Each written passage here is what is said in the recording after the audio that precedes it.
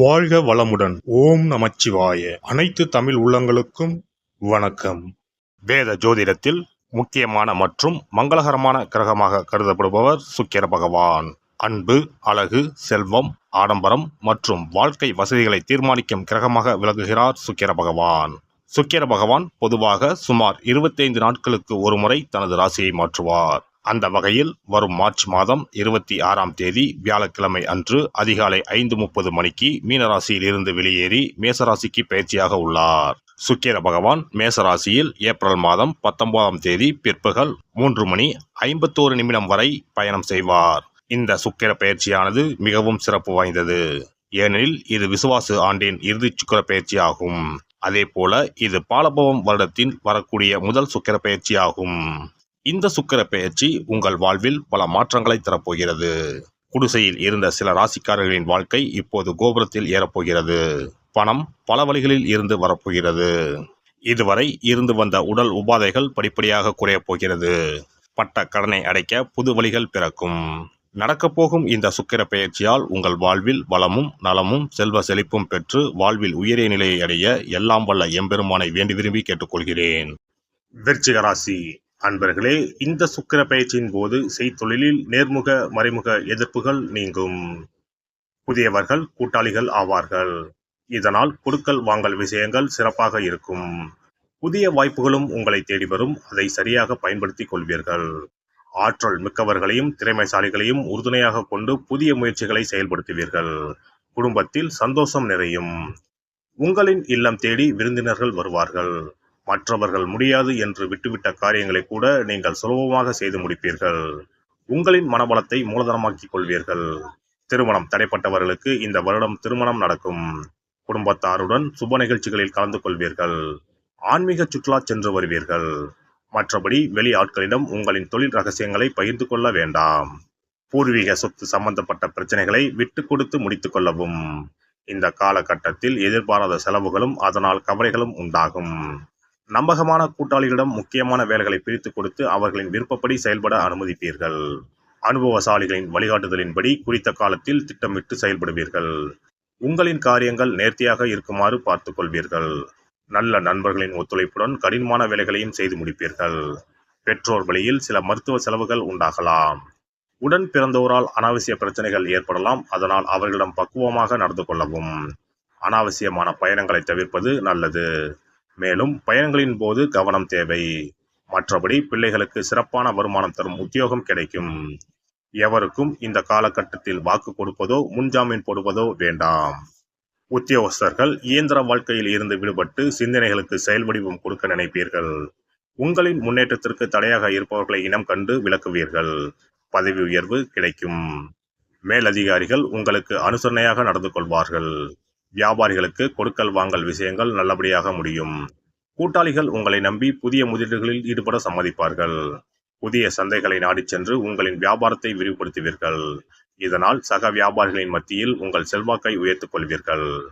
அரசியல்வாதிகள் திட்டமிட்ட காரியங்கள் அனைத்தையும் வெற்றிகரமாக முடிப்பீர்கள்.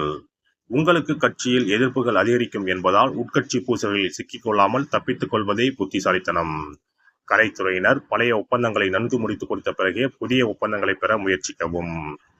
ரசிகர்களின் மனம் புண்படாத வகையில் நடந்து கொள்ளுங்கள். சக கலைஞர்களும் உங்களுக்கு உதவக்கூடிய நிலையில் இருப்பார்கள். எனவே அவர்களின் மனம் குளிர நடந்து கொண்டு அவர்களை முழுமையாக பயன்படுத்திக் கொள்ளுங்கள். பெண்மணிகள் குடும்பத்தில் ஒற்றுமையை காண்பீர்கள்.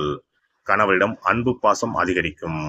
உறவினர்களை அனுசரித்து நடந்து கொண்டு உங்கள் செல்வாக்கை அதிகப்படுத்திக் கொள்ளுங்கள். மாணவ மணிகள் படிப்பில் முழு கவனத்தையும் செலுத்தினால் நல்ல முன்னேற்றத்தை காணலாம்.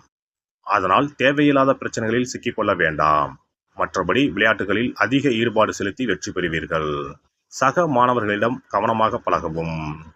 நட்சத்திர பலன்கள் விசாகம் 4ஆம் பாதம். தடைகளை முறியடித்து காரிய வெற்றி காணலாம்.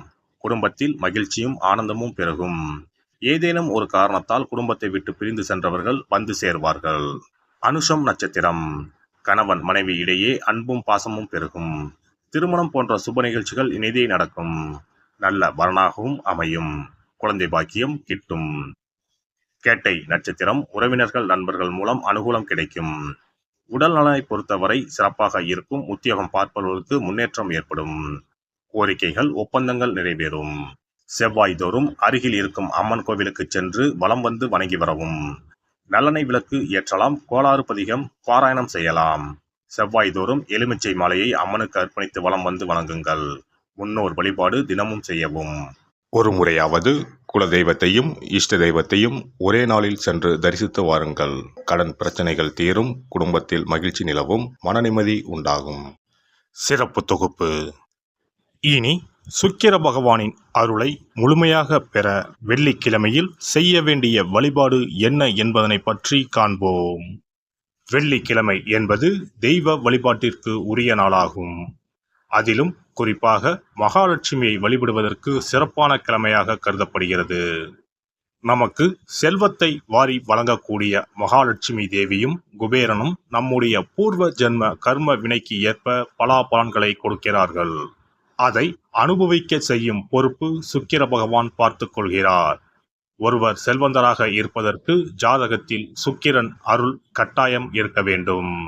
சுக்கிரனுடைய அருள் பெற வெள்ளிக்கிழமையில் சுக்கிரஹோரை வரும் நேரத்தில் இவ்வாறு வழிபாடு செய்தால் சுபபோக வாழ்க்கையை அனுபவிக்க முடியும். ஒருவருடைய ஜாதகத்தில் சுக்கிரன் நீச்சம் பெற்றால் உடல் ரீதியான ஆரோக்கிய ரீதியான பாதிப்புகள் ஏற்படும். சொத்து சுகங்கள் எவ்வளவு இருந்தாலும் அதை முழுமையாக அனுபவிக்க முடியாமல் செய்துவிடும்.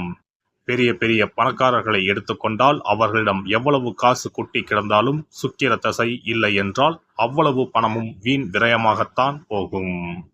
குறிப்பாக மருத்துவ செலவுகள் செய்தே சொத்துக்கள் அழியும் நிலை வரும். இதற்கு சுக்கிர பகவானுடைய வழிபாடு நல்ல ஒரு பலனை கொடுக்கும். சுக்கிர பகவானுக்கு வெள்ளிக்கிழமை என்பது உரிய தினமாகும். சுக்கிரன் அருள் பெற வீட்டில் வெள்ளி பொருட்களை பயன்படுத்துவது நலமாகும். வெள்ளியில் சுக்கிரன் வசிப்பதாக ஐதீகம் உள்ளது.